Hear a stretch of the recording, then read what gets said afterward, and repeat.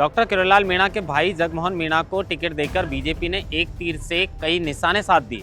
दरअसल जो किरोड़ीलाल मीणा हमेशा अपनी ही सरकार में नाराज रहा करते थे, उन्हीं किरोड़ीलाल मीणा को अब हमेशा हमेशा के लिए खुश भी कर दिया और मुझे लगता है खामोश भी कर दिया।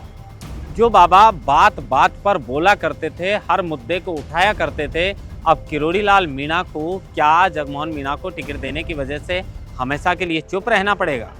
क्योंकि जिस तरीके से किरोड़ीलाल मीणा जिस समय इस्तीफा दिए थे, तब से लेकर आज तक बीजेपी ने किरोड़ीलाल मीणा की कोई सुध नहीं ली।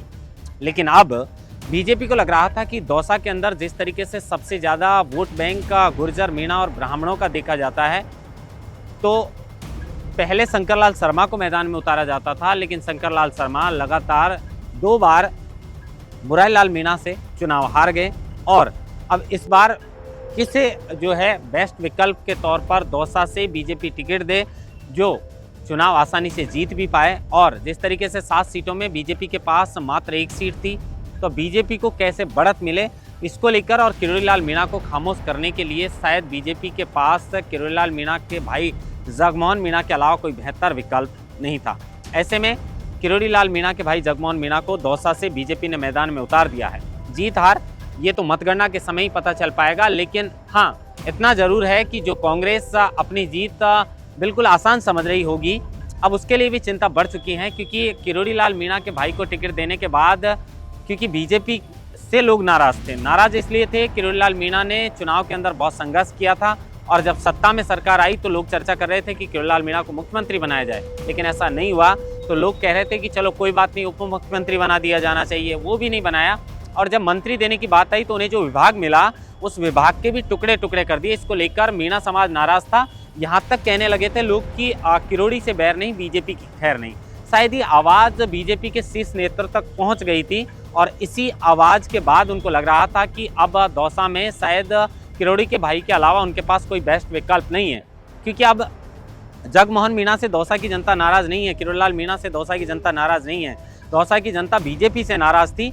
तो अब कहीं ना कहीं एक सहानुभूति वाला कार्ड जिस तरीके से अमृतलाल मीणा की पत्नी को टिकट देकर सलूम्बर में खेला गया है, वही कार्ड एक तरीके से, एक तो जीतता हुआ प्रत्याशी जो है वो बीजेपी को लग रहा था कि अच्छा प्रत्याशी है, जीत हो सकती है इस सीट पर। ऐसे में जगमोहन मीणा को टिकट दिया है। दूसरी बात यह है कि अब बाबा 4 वर्ष तक बिल्कुल खामोश रहेंगे।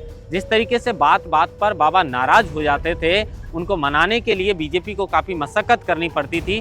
तो अब भाई को टिकट देकर, क्योंकि जगमोहन मीणा आरएएस से रिटायरमेंट है, काफ़ी समय से वो चुनाव लड़ना चाहते थे। लोकसभा चुनाव के समय भी काफ़ी चर्चा थी कि जगमोहन मीणा को किरोड़ीलाल मीणा टिकट दिलाएंगे, लेकिन दौसा से उन्हें टिकट नहीं मिल पाया था। और अब जगमोहन मीणा के जैसे ही उपचुनाव में जैसे जैसे समय नज़दीक आ रहा था, तो चर्चा लोग करने लगे थे कि इस बार जगमोहन मीणा को टिकट नहीं मिला तो पार्टी से बगावत करके कांग्रेस से भी टिकट मांग सकते हैं। लेकिन पार्टी ने उन्हें पहले ही टिकट दे दिया। तो कह सकते हैं कि एक तीर से बीजेपी ने दौसा में कई निशान साध दिए हैं। अब कांग्रेस के लिए भी बड़ी चुनौती ये होगी कि कांग्रेस हमेशा मीणा को मैदान में उतारती थी, मुरारीलाल मीणा यहाँ से चुनाव लड़ते थे और शंकरलाल शर्मा को बीजेपी जो है वो टिकट दिया करती थी। अब बीजेपी ने जिस तरीके से विधानसभा चुनाव के अंदर पहले टिकट वितरण किया, उपचुनाव के अंदर भी यही हुआ, पहले टिकट बांट दिए। तो पहले टिकट बांटकर एक तो बीजेपी ने वैसे ही कांग्रेस से आगे बढ़त जो है अपनी बना ली है टिकट वितरण को लेकर।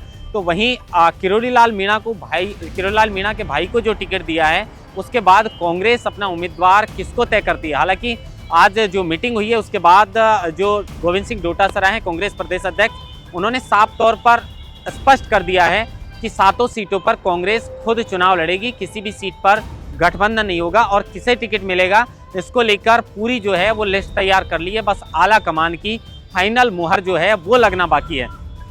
देखना ये होगा कि दौसा की इस सीट पर ये तो है कि मुकाबला बड़ा रोचक देखने को मिलेगा, चाहे कांग्रेस से प्रत्याशी जो कोई भी हो। लेकिन इस सीट पर किरोड़ी मीणा के भाई को टिकट मिलने के बाद अब बड़ा रोचक मुकाबला देखने को मिलेगा। जीत हार है वो मतगणना के बाद तय हो पाएगी कि कौन कैंडिडेट जीतता है, कौन हारता है। लेकिन अब देखना ये होगा कि दौसा की सीट पर जिस तरीके से मीणा नाराज थे बीजेपी से, अब क्या बाबा पूरी तरह मीणाओं को साध लेंगे? क्या कांग्रेस जो है अगर कोई मजबूत कैंडिडेट को मैदान में उतारती है तो जगमोहन मीणा उनसे टक्कर लेने में कामयाब होंगे? और क्या 4 वर्ष तक अब जो बीजेपी की सरकार चलेगी उसमें बाबा भाई को टिकट मिलने की वजह से पूरी तरह खामोश नजर आएंगे? महेंद्र बांसवाड़ा, लोकमत हिंदी, जयपुर।